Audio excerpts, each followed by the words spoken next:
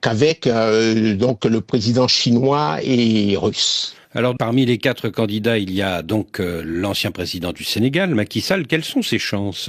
Alors, Macky Sall joue une partie difficile. D'abord, l'Afrique a déjà occupé la fonction à 2 reprises. Donc, a eu 2 secrétaires généraux avec l'Égyptien Boutros-Ghali et le Ghanéen Kofi Annan. Sa candidature n'est pas portée par son pays d'origine ni par l'Union africaine. Pour faire bref, Macky Sall, il est le candidat du Burundi et de quelques autres chefs d'État africains, dont le Congolais Denis Sassou Nguesso. Par ailleurs, la gouvernance politique et économique de Macky Sall fait l'objet de vifs débats depuis 2 ans. Ses adversaires mettent en exergue la répression contre la jeunesse urbaine et des opposants et le fait qu'il ait laissé derrière lui une dette cachée pour le moins colossale. Alors, ce que disent les proches de l'ancien président sénégalais, c'est que s'il y avait eu un veto de l'un des 5 membres permanents du Conseil de sécurité, il n'aurait pas maintenu sa candidature.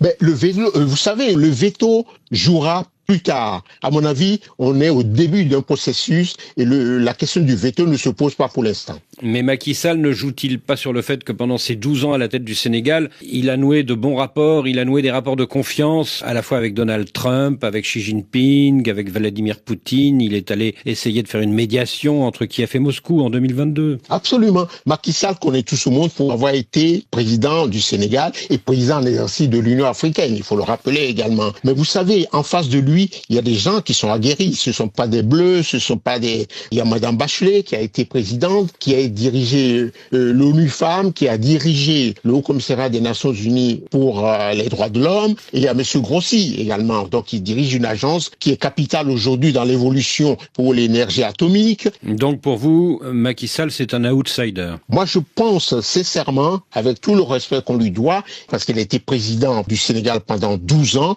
je pense qu'il n'a vraiment pas de chance d'être le prochain secrétaire, le 10e secrétaire général des Nations Unies. Ce serait une surprise. Absolument, ce serait une surprise, mais une grande surprise, mais je ne pense pas qu'il remplisse les cases pour être le 10e secrétaire général des Nations Unies. Francis Patindé, merci.